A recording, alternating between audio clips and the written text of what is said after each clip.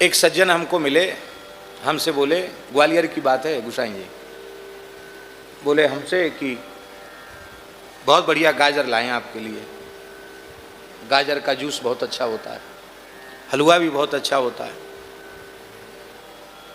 तो हमने कहा हम तो गाजर खाते नहीं। क्यों? हमने कि वैष्णव को जो भगवान को भोग नहीं लग सकता वो नहीं खाना चाहिए। भगवान को भोग नहीं लगता गाजर से नहीं खाते। और ये राम राम, गाजर में क्या दोष है? बहुत फायदे की चीज़ है। जाने कौन सा विटामिन होता है वो आँख के लिए बहुत फायदा, विटामिन सी जाने कौन सा बताया, हम तो भूल गए। कोई विटामिन बताया, बोले आँख के लिए बहुत अच्छा होता है, उसमें सबसे ज़्यादा होता है गाजर में, आँख बिल्कुल नहीं बिगड़ती, बहुत फायदे की चीज़। आप क्यों नहीं खाते? आप खाइए। अरे सब दकियानूसी बातें पुरानी, ये सब बातों को थोड़ी मानना चाहिए। आप पढ़े लिखे हैं, आप पुरानी बातों को मानते हैं। तो हमने कहा कि आप तो जरूर गाजर, हाँ हम तो गाजर खाते हैं, जूस भी पीते हैं, कच्ची गाजर भी खाते हैं, सलाद बना के भी खाते हैं, साग भी खाते हैं, जूस भी पीते हैं। हमने कहा आपके तो इतना मोटा चश्मा लग रहा है। उसके नज़र का चश्मा लग रहा था। मैंने कहा आपके नज़र का चश्मा लग रहा है। बोले हमारी तो बचपन में आँख खराब हो गई। बचपन से अब तक खाते खाते तुम 50 साल के हो गए, अब तुम्हारी आँख और खराब हो गई, हमारा और धर्म बिगाड़ना चाहते हो?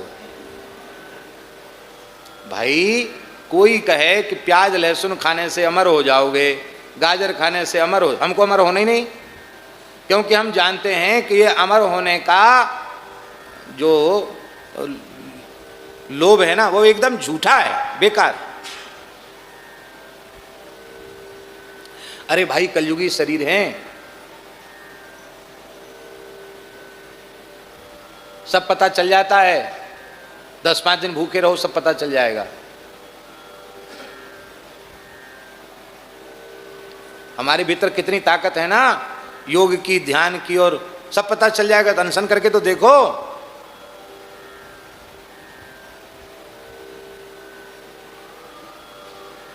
कुछ नहीं, सब बेकार की बातें। हम ये नहीं करें कि मत करो, करो, पर भैया कल्याण इनसे नहीं होगा। कल्याण तो केवल भगवान की शरणागति से होगा, कल्याण श्री राम नाम से होगा, भगवान की कथा से होगा, भगवान के कीर्तन से होगा कल्याण। इन सबसे कल्याण होने का नहीं। इसी कक्ष में, यहीं जहाँ इस समय भरतदास जी का आसन है, पूज्य गुरुदेव भक्तमाली जी विराज रहे थे। रावत जी आती थी महाराज जी के पास, तो उन्होंने महाराज जी को कहा कि उस समय योग का बहुत ज़्यादा टीवी पर चल रहा था, तो उन्होंने कहा हम कैसेट भी लाए हैं और लैपटॉप भी लाए हैं। महाराज जी से कहा ऐसे कमर का दर्द ठीक हो जाता है, यूँ हो जाता, त्यों हो जाता, कुछ करके भी दिखाने लगे कमरे में। महाराज जी से कहे थोड़ा आप ऐसा कीजिए वैसा। महाराज जी देखते रहे, कुछ बोले नहीं। हमको भी उन्होंने अपने सपोर्ट में रखा था, तो हमने भी कहा महाराज जी ये कह रहे हैं तो आप थोड़ा सा करके देखिए। महाराज जी बोले नहीं ठीक है, सब देख लिया, सब सुन लिया। मैंने फिर आग्रह किया उनकी, महाराज जी ये बेचारा इनका मन रह जाएगा कुछ। महाराज जी बोले जब से होश संभाला है तब से श्री राम नाम का आश्रय लिया है। अब मृत्यु का क्षण निकट आया तब हम आंख नाक दबावें, योग का आश्रय लें, अब ये संभव नहीं है। आश्रय तो केवल भगवान के नाम का ही रहेगा, ये महाराज जी ने कहा। और सवेरे स्नान करके महाराज जी कुछ करते थे। क्या करते थे? ऐसे ऐसे करते थे, ऐसे ऐसे ऐसे। आप कहेंगे तो सब श्री रामदेव बाबा भी करवाते हैं, ऐसे करवाते हैं नहीं? और महाराज जी तो बहुत पहले से करते थे। तो महाराज जी से हमने पूछा कि महाराज जी ये क्या है? ऐसे भी करते हैं, ऐसे ऐसे भी करते, ऐसे भी करते, ऐसे करते, ऐसे भी करते, ऐसे।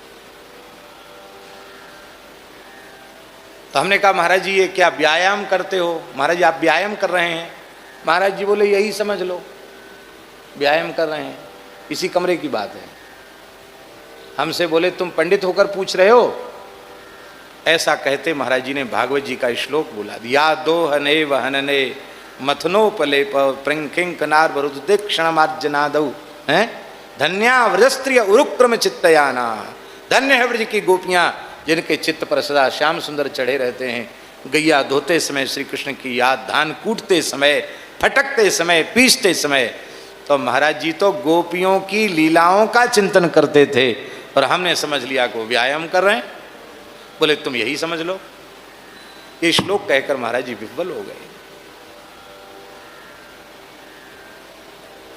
अरे शरीर के रोग की, मन के रोग की बात जाने दीजिए, भवरोग समाप्त हो जाएगा नाम का आश्रय लो। नाम लेत भव सिंधु सुखाही, नाम लेत भव सिंधु सुखाही, करहु विचार सुजन मन माही, करहु विचार सुजन मन माही, करहु विचार सुजन मन माही, करहु विचार सुजन मन माही। मन आदि से ग्रसित है।